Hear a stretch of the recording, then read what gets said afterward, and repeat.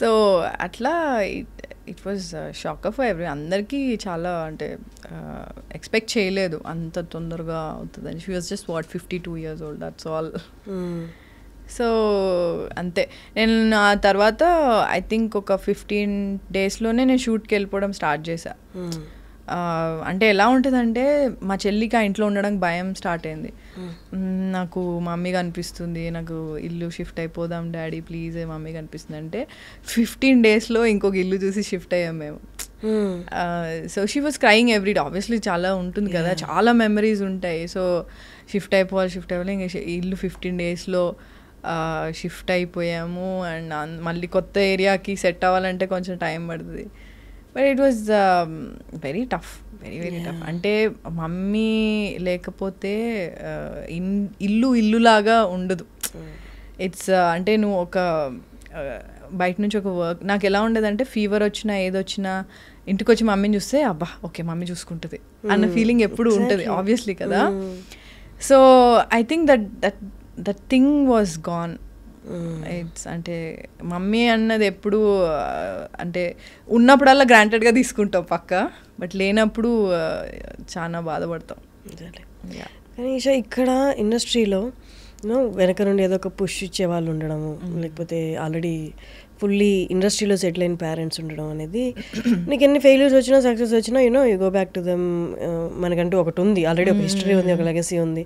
ఎప్పుడో ఒక రోజు ఇవాళ కాకపోతే రేపు వస్తుంది అనుకోండి ఒకటి కానీ పొద్దున్న లేచిన దగ్గర నుంచి మొత్తం నేనే ప్లాన్ చేసుకోవాలి, నెక్స్ట్ ప్రాజెక్ట్స్ రావడానికి నేనే ప్లాన్ చేసుకోవాలి, రైట్ నో ప్రాజెక్ట్ సక్సెస్ అవ్వడానికి నేనే ప్లాన్ చేసుకోవాలి, నా ఫ్యూచర్ ఎలా ఉండబోతుందో నేనే ప్లాన్ చేసుకోవాలి, ఎవరిని కలవాలో నేనే ప్లాన్ చేసుకోవాలి, ఎలా ఉండాలో నేనే ప్లాన్ చేసుకోవాలి, ఎలా ట్రెండీగా తయారవ్వాలో ఎవ్రీథింగ్ ఆన్ యువర్ షోల్డర్స్. బరువు అనిపించట్లేదా? ఇదంతా కొన్ని రోజులు చాలా ఇంకా ఈ బరువుని ఎవరో ఒకరు మోసుకునే వాళ్ళు, నాతో పాటు మోసే వాళ్ళు ఉంటే బాగుండి అనిపించదా? Oh my God, you actually spoke my heart. అంటే అలవాటైపోయింది నాకు అది, బేసికలీ అలవాటైపోయింది. నేను ఇండస్ట్రీకి వచ్చిన కొత్తలో మా డాడీకి నచ్చేది కాదు, ఎందుకంటే టైమింగ్స్ చాలా ఆడ్ టైమింగ్స్ ఉండేవి. నేను మోడలింగ్ చేసేటప్పుడు 11-12కి అయితే మేము అమీన్పూర్ అని చాలా లోపలికి ఉంటుంది అది. ఇప్పుడు బాగా డెవలప్ అయిపోయింది, but still it's far only. So అది మేము మా ఇంటికి మధ్యలో చాలా ఒక డార్క్ రోడ్ ఉంటుంది. సో భయం ఉంటుంది కదా పేరెంట్స్ ఆబ్వియస్లీ. అండ్ మా డాడీకి అసలు నచ్చేది కాదు, బట్ నాకు చేయాలని ఉండేది. మమ్మీకి చాలా ఇష్టం, కానీ డాడీకి నచ్చదు కాబట్టి ఎప్పుడు ఎక్స్ప్రెస్ చేసేది కాదు. బట్ నేను ఎక్కడికన్నా షోస్ కానీ ఎక్కడికన్నా రమ్మన్నా మంచిగా తయారయ్యి రావడం మమ్మీకి చాలా ఇష్టం. సో ఒక విధంగా అంటే డైరెక్ట్గాను ఇండైరెక్ట్గాను తను ఉన్నంత టైం వరకు షీ సపోర్టెడ్ మీ అలాట్. అంటే నువ్వు ఇలా అంటే నా ఫస్ట్ సినిమా రిలీజ్ అవ్వగానే షీ వాజ్ లైక్ ఓకే నువ్వు ఇలా ఇక్కడ ఇలా యాక్ట్ చేస్తే బాగుండేది, ఇలా చేస్తే బాగుండేది. సో మా మమ్మీ యాక్చువల్లీ చిన్నప్పుడు ప్లేస్ చేసేవాళ్ళు. యా, సో ప్లేస్ చేసే తనకు కొంచెం ఏదో ఐడియా ఉంది, ఒక ఎక్సైట్ అయిపోతుంది చిన్నపిల్లలాగా మమ్మీ. మా డాడీ కొంచెం ఎక్స్ప్రెసివ్ కాదు, ఇష్టం ఉన్నా ఆయనకు నాకు తెలీదు. సో ఎందుకు మళ్ళీ వీళ్ళు హైపర్ అయిపోతారు, నాకు నచ్చిందంటే అలా ఉంటారు డాడీ. కొంచెం తెలుసు కదా డాడీస్ కొంచెం రిస్ట్రిక్టెడ్ ఉంటారు.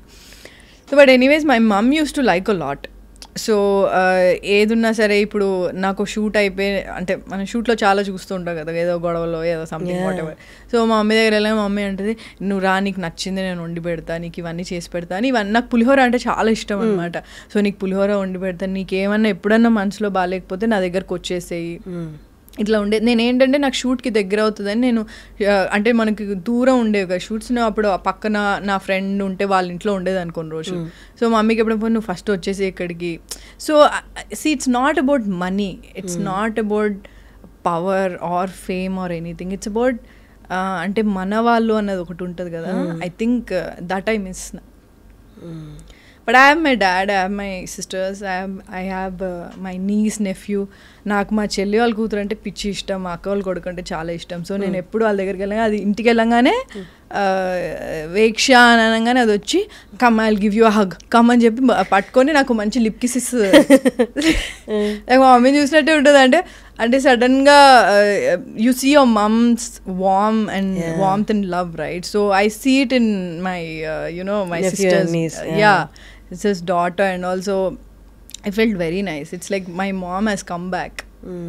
So నాకు బాగా అనిపిస్తుంది, and it's like a big family now. మా అక్కకి ఒక కొడుకున్నాడు, మా చెల్లికి ఒక కూతురు ఉన్నారు, and it's all you know my brother in laws. My dad is having a good time with grandchildren, so yeah, he's having fun. So I'm happy. మా మమ్మీ కూడా ఆబ్వియస్లీ చాలా హ్యాపీగా ఉండేది. మా మమ్మీకి ఎప్పుడు నేను ధైర్యం చెప్పేదాన్ని. And she use to feel, because she was diabetic కదా, మధ్య మధ్యలో she use to feel very low. అంటే నా హెల్త్ ఏమైపోతుందో కొంచెం ఎక్కువ భయపడేది అనమాట. సో నేను ఏం కాదు, నీకు రేపు అక్కకి ఎవరో కొడుకో కూతురో పుడతాడు కదా, నువ్వు ఆగు, నువ్వు ఎందుకు ఇలా అవుతున్నావు అని చెప్పి నేను ధైర్యం చెప్పేదాన్ని మమ్మీ. హైలీ అంటే ఎక్కువ ఉండేదా? అంటే ఇప్పుడు మనకి మెంటల్ హెల్త్ గురించి అవేర్నెస్ వచ్చింది, అప్పట్లో ఏమీ ఉండేది కాదు, ఏమి నథింగ్. ఇప్పుడు మనం ఓపెన్గా మాట్లాడుతున్నాం చాలా వాటి, అలా ఉంటుందని కూడా తెలియదు. సో ప్రాబ్లీ తను ఏంటి అంటే my mum is my inspiration. ఎందుకు అంటే మేము అంటే మరీ లో మిడిల్ క్లాస్ ఫ్యామిలీ, క్వార్టర్స్లో ఉండేవాళ్ళం. My dad use to get 500 rupees salary, 3 పిల్లలు. సో మేము మా చెల్లి వాళ్ళ స్కూల్లో ఒక ఫెస్ట్ లాగా అయ్యింది, స్కూల్లో ఏదో సంథింగ్ ఫంక్షన్ ఏదో అవుతే we had only 10 rupees note మా డాడీ దగ్గర. సో మమ్మీ అంటే ఇలా ఉంటే ముందుకు వెళ్ళలేదు family. So she started textile business, ఇంట్లోనే బట్టలు పెట్టి. సో నేను ప్రతి ఇంటికి వెళ్ళి కొత్త బట్టలు వచ్చాయి, కొత్త స్టాక్ వచ్చాయి అని చెప్పి నేను సైకిల్ మీద వెళ్ళి చెప్పేదాన్ని. సో మనీ కలెక్షన్కి కూడా నేనే వెళ్ళేదాన్ని. మళ్ళీ మమ్మీ ఎప్పుడు నన్నే చూస్ చేసుకునేది. బట్టలు మడత పెట్టడానికి, ఫోల్డ్ చేసి కవర్లో పెట్టడానికి అక్క చెల్లి చేసేవారు. సో నేను సైకిల్ మీద వెళ్ళడానికి నేను వెళ్ళేదాన్ని. కొత్త స్టాక్ వచ్చినా మమ్మీతో పాటు, అదే మమ్మీ బట్టలు కొనడానికి వెళ్ళినా హోల్సేల్లో తీసుకొని రీటైల్లో అమ్మేదన్నమాట mummy. So she started that business because ఇంట్లో గడవాలి కదా అని చెప్పి స్టార్ట్ చేసింది. సో నేను మా మమ్మీని చూసి ఎంత కష్టపడేదో చూసి, ఎక్కడైతే బట్టలు కొనేదో వాళ్ళందరికీ హిందీలో మాట్లాడేవారు. మమ్మీకి హిందీ రాదు, తెలుగులో మాట్లాడి డీల్ సెట్ చేసేది. తెలుగులో మాట్లాడి అక్కడ అంటే అప్పుడు 50,000 1 lakh అంటే చాలా ఎక్కువ కదా. సో అక్కడ ఈ 50,000 1 lakh పెట్టి ఒక 25,000 ఇచ్చి ఈ 1 lakh సరిపడా గార్మెంట్స్ తీసుకొని వచ్చి అవి అమ్మి మళ్ళీ వెళ్ళి వాళ్ళకి కొంచెం మళ్ళీ డబ్బులు కట్టి మళ్ళీ అంటే ఇట్లా రొటేషన్ చేస్తూ ఉండేది. So she was very clever, like the smart. అంటే నీకు ఇంట్లో ఇన్ని ప్రాబ్లమ్స్ ఉన్నప్పుడు అండ్ ఫైనాన్షియల్గా చాలా ఇది ఉన్నప్పుడు ఆటోమేటిక్గా నువ్వు ఏదో ఒకటి చేయాలి ఫ్యామిలీ కోసం. సో తను అలా చాలా చేసింది. అండ్ మెల్లగా మాది ఫైనాన్షియల్ స్టెబిలిటీ పెరిగింది. ఇంట్లో ఒక గోల్డ్ చైన్ వచ్చింది. ఇట్స్ నాట్ దట్ డాడీ ఏం చేయలేదు కదా, డాడీ కూడా చాలా కష్టపడ్డారు. But still government job, daddy central government job. So ఆ టైంలో అంతే ఉండింది శాలరీ, బట్ ఫ్యామిలీకి సరిపోయేది కాదు. సో గ్రాడ్యువల్గా మాది ఫైనాన్షియల్ స్టెబిలిటీ మెల్లగా ఒక మిడిల్ క్లాస్కి పెరిగింది, వచ్చింది. So she always my inspiration.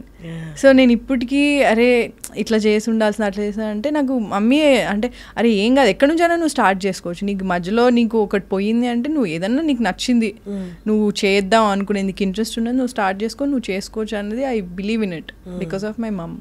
ఈ ఇండస్ట్రీలో ఉన్న వాళ్ళు చాలా వరకు అబ్బాయిలు ఈవెన్ అబ్బాయిలు కూడా పెళ్లి ఆప్షన్ అసలు కన్సిడర్ చేయట్లేదు, 80% కన్సిడర్ చేయట్లేదు. ఎందుకంటే ఈ ఇండస్ట్రీని అర్థం చేసుకోవడం కష్టం, ఈ టైమింగ్స్ని అర్థం చేసుకోవడం కష్టం. అంటే పార్ట్నర్సా పెళ్ళికి అనే ఆప్షనే కన్సిడర్ చేసుకోవట్లేదు, ఎందుకంటే అర్థం చేసుకోవడం కష్టం.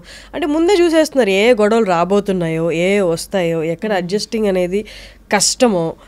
సో ఎందుకు అంత దూరం వెళ్ళి ఇక్కడి నుంచి కనిపిస్తున్నప్పుడు అంత గొడవలు అన్నప్పుడు అడ్జస్ట్ అయ్యి వాళ్ళని బాధ పెట్టుకోవడం ఎందుకని కన్సిడర్ చేసుకోవట్లేదు.